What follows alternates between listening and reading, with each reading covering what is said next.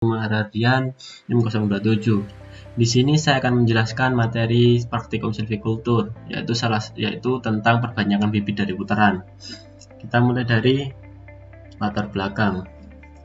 Hutan mengandung beraneka ragam manfaat, mulai dari hasil hutan kayu dan hasil hutan bukan kayu. Pemanfaatan pada hutan harus memperhatikan kaidah-kaidah kelestarian yang sudah ada, agar hutan tetap lestari. Penanaman kembali pada bekas tebangan adalah salah satu kaidah kelestarian yang harus dilaksanakan. Putaran merupakan salah satu teknik silvikultur yang digunakan untuk memenuhi persediaan bibit bagi penanaman kembali.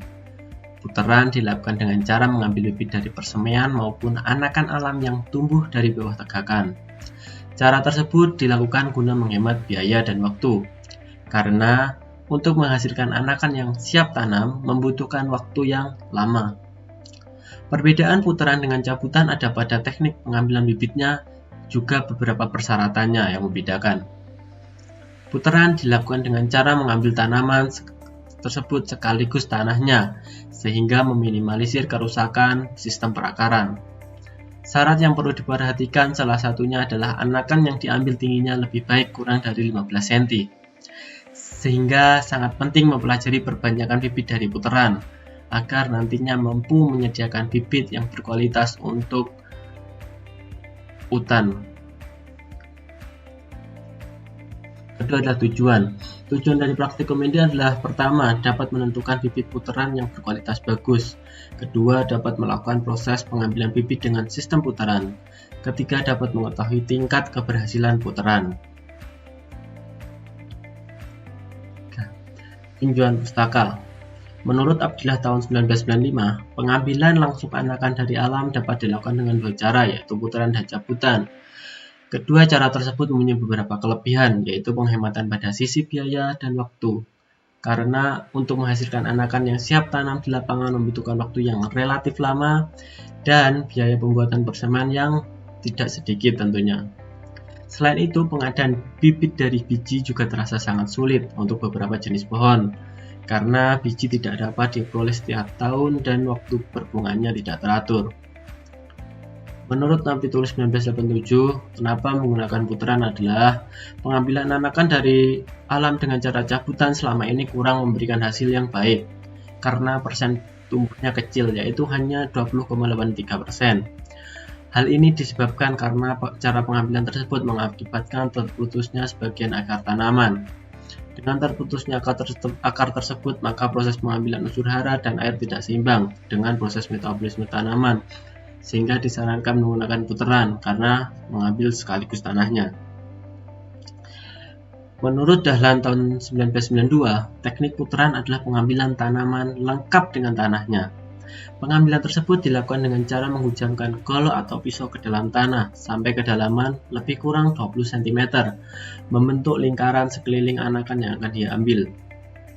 Tanah di luar lingkaran tersebut digemburkan agar mempermudah pengambilan putaran.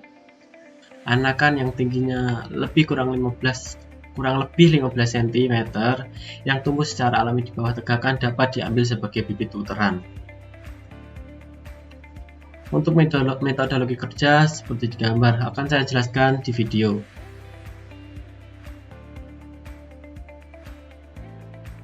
Hal yang saya lakukan pertama adalah mengisi polybag dengan media tanah, diisi dengan secukupnya atau setengah dari polybag tersebut lah kira-kira.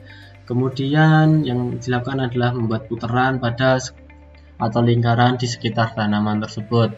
Kemudian tanah di luar tersebut digemburkan agar memudahkan pengambilan tanaman.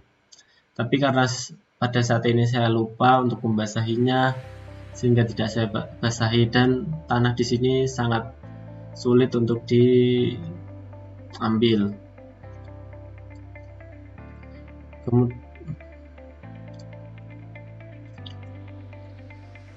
Kemudian setelah itu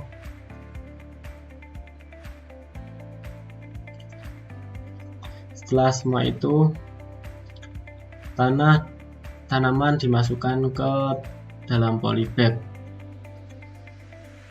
beserta tanahnya.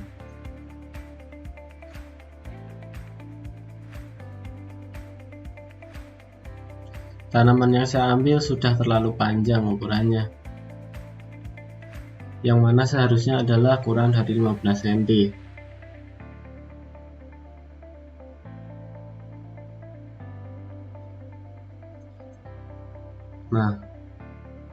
Nah, seperti itu.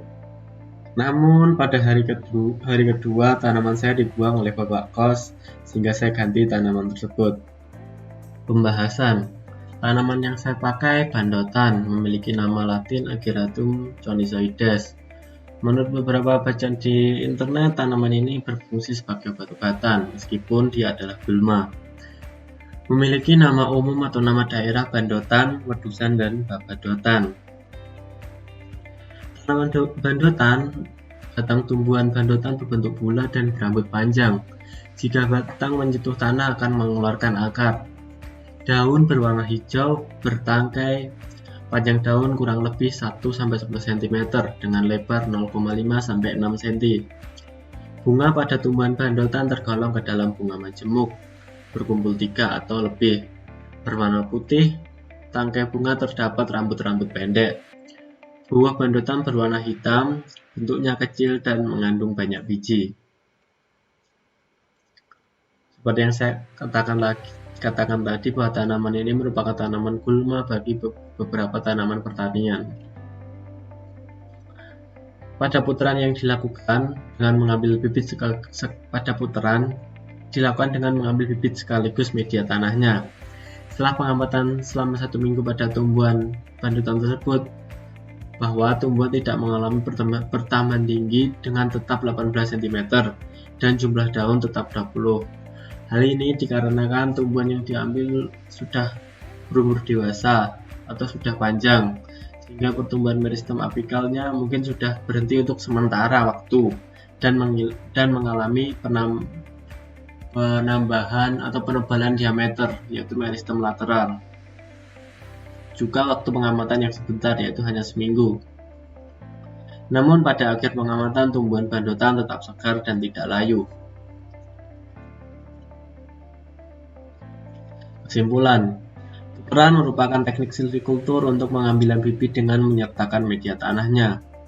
Pada praktikum tidak terjadi penambahan pertumbuhan tinggi dan penambahan jumlah daun. Saran, yaitu seharusnya digunakan tanaman kehutanan pada perbanyakan bibit dengan putaran. Sekian dari saya. Assalamualaikum warahmatullahi wabarakatuh.